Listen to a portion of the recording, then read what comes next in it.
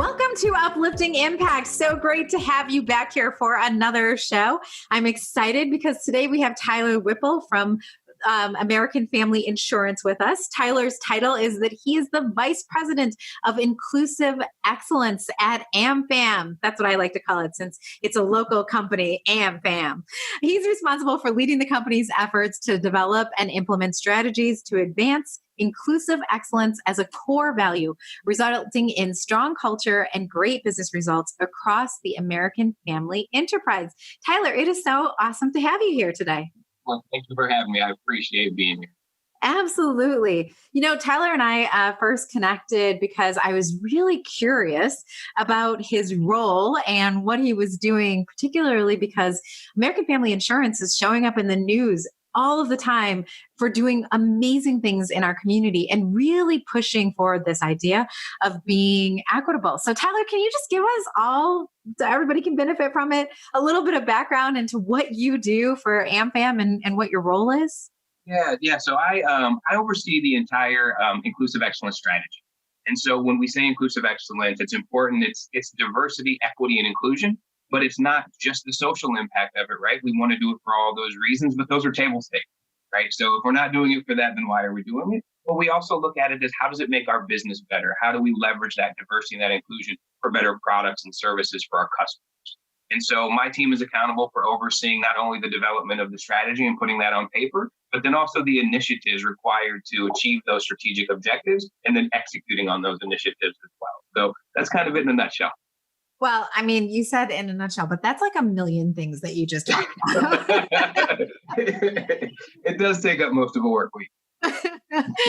So when you think about like what this looks like at an enterprise level, I think that was one of the things that I was super fascinated by because we have companies of all sizes that are represented in our listening pool, right? So we have people who are coming from smaller companies, we have people coming from mid-sized companies and from larger companies. And you obviously are on the much higher end, right? The large size company. But I think no matter where you are in your company structure, everybody struggles with how do we get this enterprise through the enterprise, right? So how do we make sure that everybody is on the same page? So in your structure, it's really, really complicated. So I thought that maybe if you shared with us some of your tips and techniques, we could apply it no matter what level what kind of organization we have, no matter what size it is. It doesn't seem all that complicated when you're in it, but I hear your point. And for your listeners, the American Family Enterprise is American Family Insurance. It's the General, it's Home Site Insurance, Main Street America, and some others. So it's really interesting. It's not just one company. The enterprise is actually made up of multiple companies. And I say that because it's really important when we think about how we approach our work. The one thing we like to do is always benchmark against best practices. So looking at where are we as an enterprise, where is each operating company, and then saying, where do we think we could be better when you look at benchmarks, but also not stopping there. So it's taking some inventory and really doing a deep dive into data that looks at what's happening at that company and say, what's the actual problem we want to solve for? And then once we've identified what we call an intervention, that we see an opportunity here, and we want to intervene there to make a difference. Then it's really about kind of standard change management, where you're bringing in your business partners and saying, look, here's something we've identified. Oftentimes, when you're in diversity and inclusion work, you have to go to a business partner and say, we've identified an issue in your area. So we have to come to agreement on the fact that there's a challenge there. But then we also try to solve for what's the mutual win. So what does it look like to win in inclusive excellence? And how does that solution then often help your business partner? And so I think that's been a really good approach for us. And then the other part that we like to do is how do we get that business partner involved in the solution? So it's not just coming from inclusive excellence, us just sort of pushing something out. It's saying, let's partner on this. There's a win-win here. We'll take some of the heavy lifting, you take some of the heavy lifting, and together we'll get the heavy lifting done. So oftentimes it's just that collaborative approach to say, do we even agree that this is the right thing to address? And then how do we address it? And then let's address it together.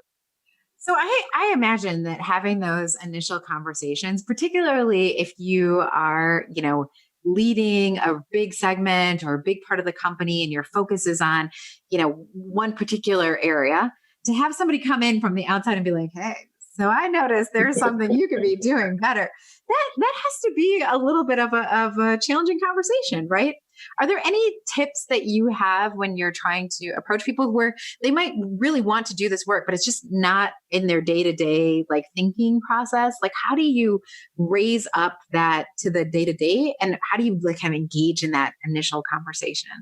Yeah, so I've learned along the way. I come from a product management background where you're like, hey, there's a problem, right? We all see the problem.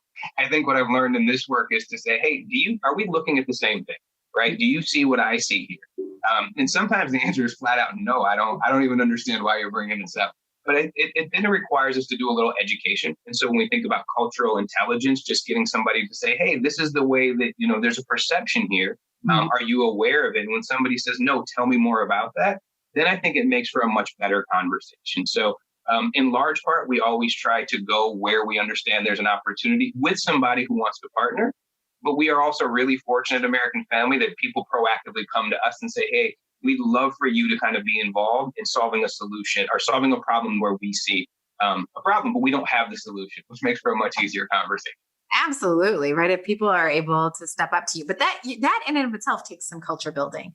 Like trying to get people to a place where they feel comfortable enough to have those conversations and say, this is an area where we feel a little bit challenged and we could use your support. So what do you think as a team you've done to create that kind of accessibility, right, for people outside of your group?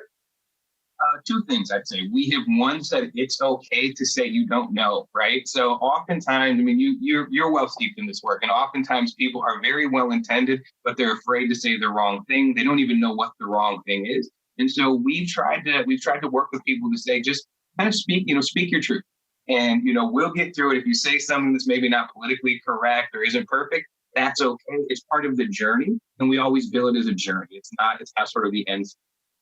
The other thing we've done is how we formed our team. So we've got a really dynamic team with a lot of different backgrounds. Not everybody has deep D&I experience.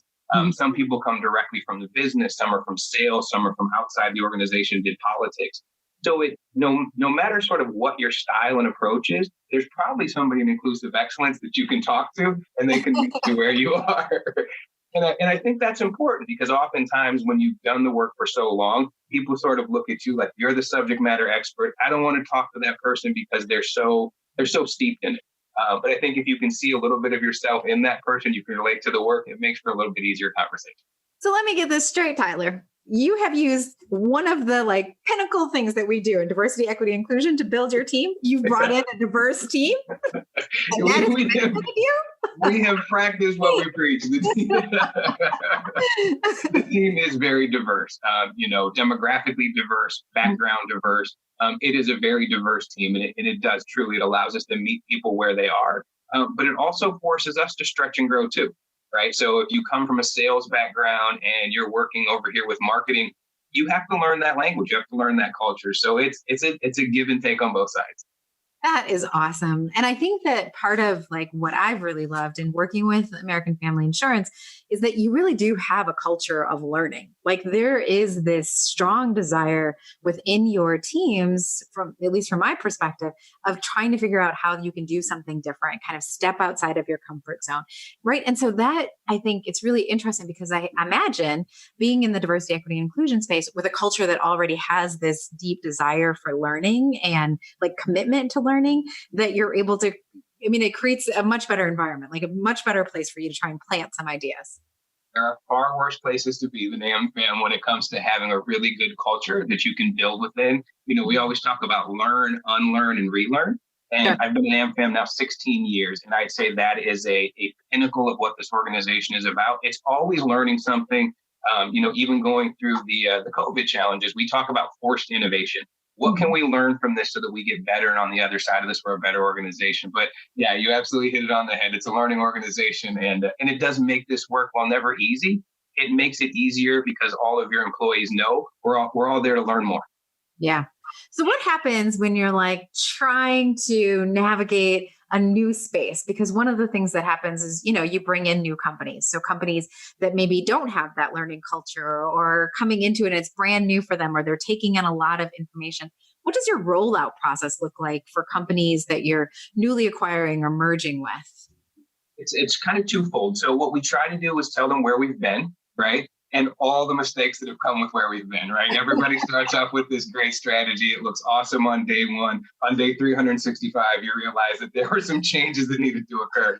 So we talk about sort of why we do what we do, what we've learned along the way, what we would have done differently. And then we also ask them to tell us a little bit about where are you on your journey? If you haven't started your journey, that's okay. It's day one. If you've been at it for years, that's also day one. But it gives us a chance to both understand where that company was or that unit, and they also understand where we were. So it's always sort of how do we find this middle ground, but then also keeping sight on this is where we're going, right? And so I think we've been very successful in talking about where we want to go, but then allowing people to sort of get in to say, Tyler, I'm not at stage 5 yet. I'm at stage 2. That's okay. So now we know where we're at. We can move forward. But a large part of it is being really transparent about what we got right and what we could have gotten right. So do you have like a formal onboarding process where you have people where you show them, according to kind of the work that we've done, here are the different phases that we see within our organization? Or is that more something that you built through conversation? It started off very informal. And I'd say probably over the last year, now we have a formal enterprise inclusive excellence team. So there are representatives from each of those various operating companies who come together, and then we talk about it as a group. So it's not just sort of AmFam saying this is where we need to go. It's saying, hey, here's where we think we need to go. Give us some input, right? Let's learn that. So we're making it more formal. We move rather quickly at AmFam as well. And so what starts as a pilot, you continue to iterate on. Very good. And are you finding that like formalizing that it relieves some of that tension? That now you've made it part of your operating strategy, like the tension that may or may not be there, but sometimes is there, right? Like everything's brand new. I don't know you. This is the first time I'm ever meeting you. And you're going to tell me I got to do something else. Right. So there's going to be like a natural tension. Do you feel like the operationalizing of that onboarding will help with that? We didn't really sense tension.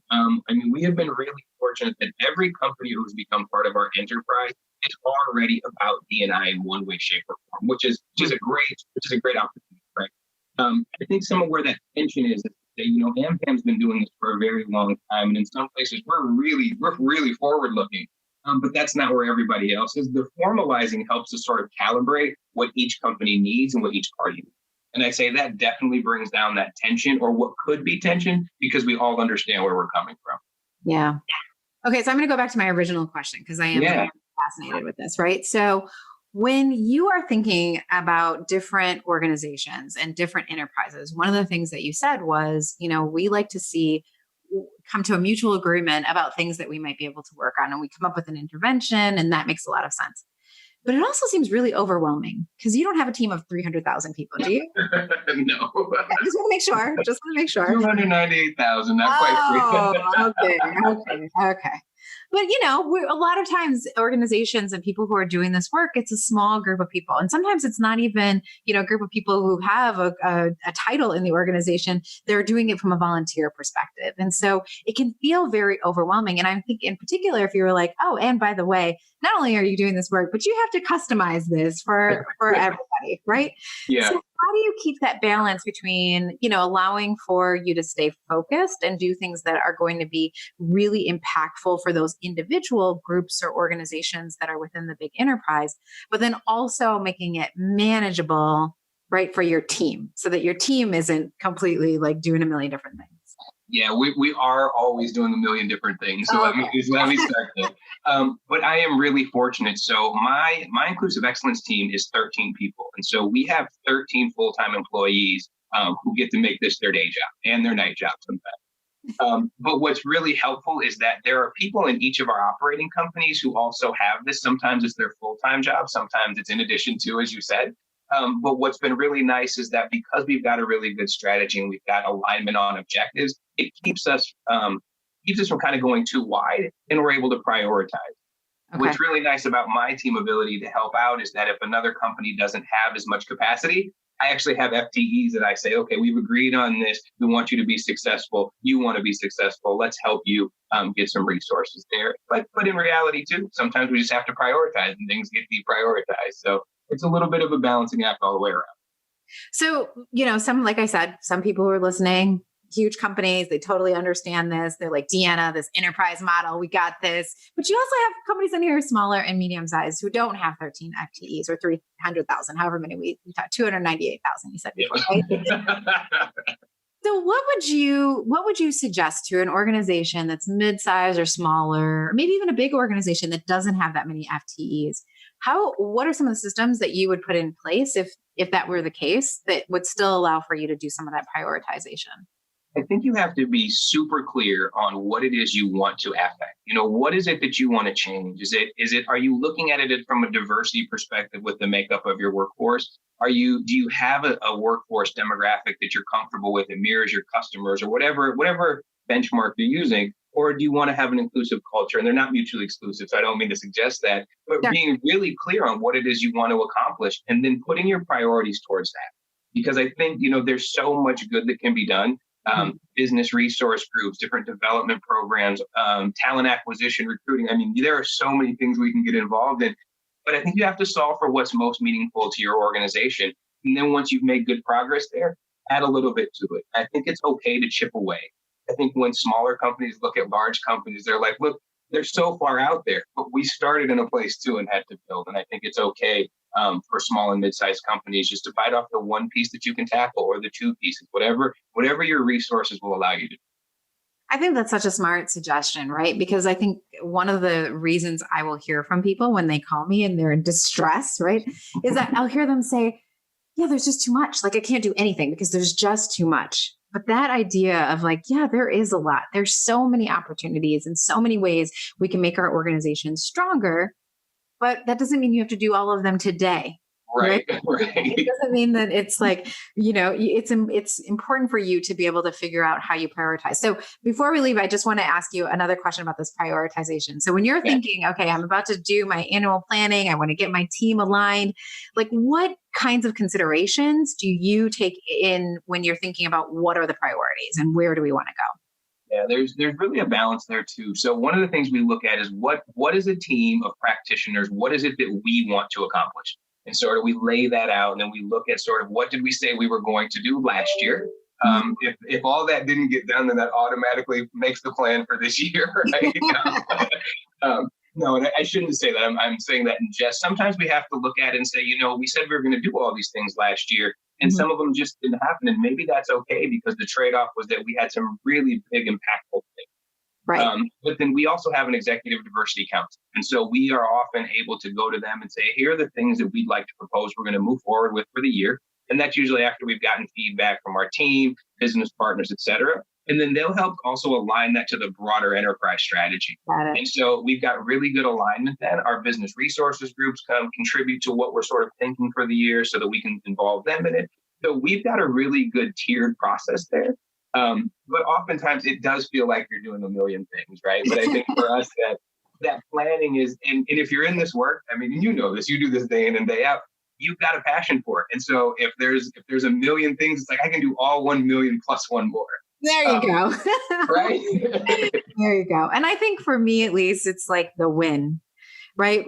On the other end of it, when you have a business partner that all of a sudden is able to do something they couldn't do before, or you have people who are like, no, I'm going to stay. I was thinking about leaving, but now I'm going to stay because I really feel like I belong here and I found my space here. When you have those wins, I think that's what fuels that like million plus one, because like that plus one might be the thing that gets that next person right with you, which is we had a video for AAPI month, and at the end of the video, one of our employees actually said, the fact that this organization is behind me makes me feel like I can accomplish anything.